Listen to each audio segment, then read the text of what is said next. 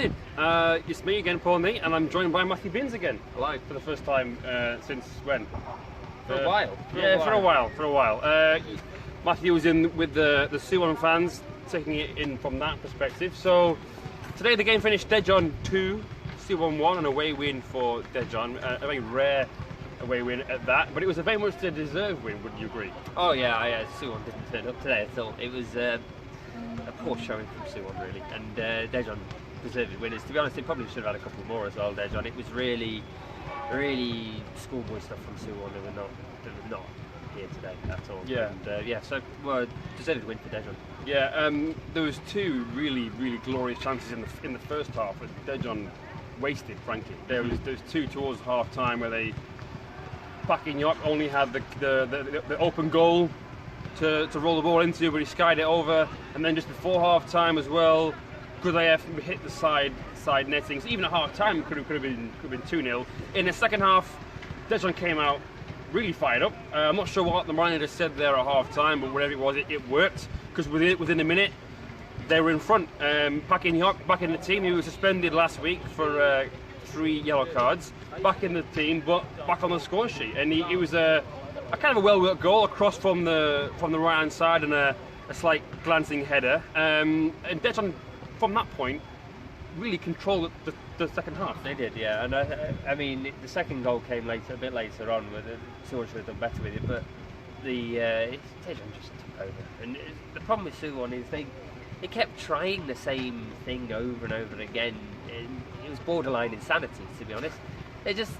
Their number 2 in defence, Ma Sang-hun, just heads it out and straight into the centre of the pitch, straight to a Daejeon player. 9 times out of 10, Daejeon player. They'd always hit the long ball up to Matheus Alves, but Matheus Alves has got nobody supporting him up front, so who's he supposed to flick it onto? Nobody. And they wouldn't. When they tried playing the short passes along the deck, they'd always be intercepted. It was just poor. Every single aspect of the game today was poor. The only saving grace for Suwon today was their goalkeeper. Their goalkeeper, Kim Da-sol, he kept it from being embarrassing, personally.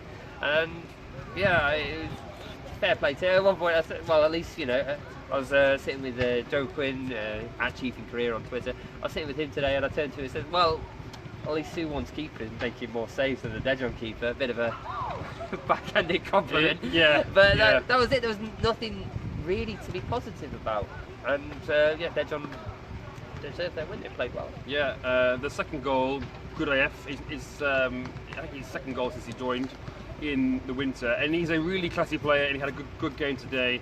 And I spoke to him at full time, when you'll see that clip a little bit later on, but he feels that the team now is slowly starting to get themselves united, and you can certainly sense that, certainly judging from today's display. I mean, if you just look at the stats, I mean, the possession was actually in Suwon's favour, 53 to 46, but shots 19 to Daejeon, 6 for Suwon. On target, Suwon just 3, Daejeon 13.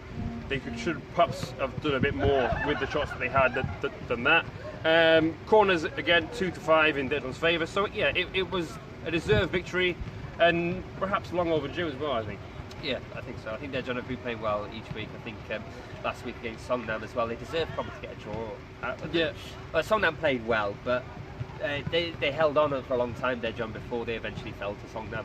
They've been playing better and better each week. I know there's been a lot of unrest in the stands, a lot of discontent towards currently their chairman and some of the board, but the football they've been playing on the pitch is a lot more encouraging than last season. Yeah. I think it gets overlooked by all the recent controversy. It does, and they've been unlucky in games. I think their play has merited more than the points that they've got on board. Yeah. And again, it's a concentration thing as well, because last year they conceded a lot of goals in the last 10 minutes of the halves of games, more so the second half. It's been the same this season.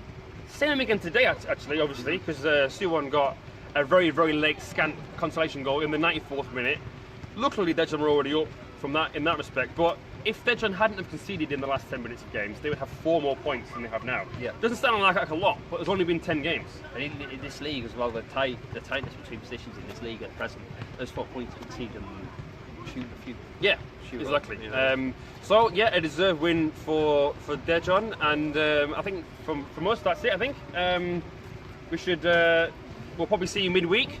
I think we're going to be heading down. Well, Ryan perhaps might be going to Suwon? Possibly midweek. There's a game on in Suwon. Also, following weekend we will definitely for Children's Day. Oh yeah, Children's Day. Full card of fixtures on Children's Day. We will be at Daejeon's return to Seoul World Cup Stadium for the second super match of the season, and hopefully it'll be a more exciting affair than the first one.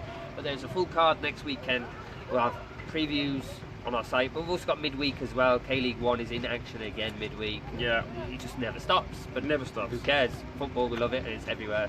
It's every day, so it's great. 6 meters fine. So yeah, just keep an eye on the website, kleagueunited.com. We'll have all our posts here on Facebook, also over on our Twitter at K-League United. Regular updates on our Instagram. We'll also have that interview on our YouTube, which is also youtube.com/KLeagueUnited. You'll find everything on there as well. Yeah.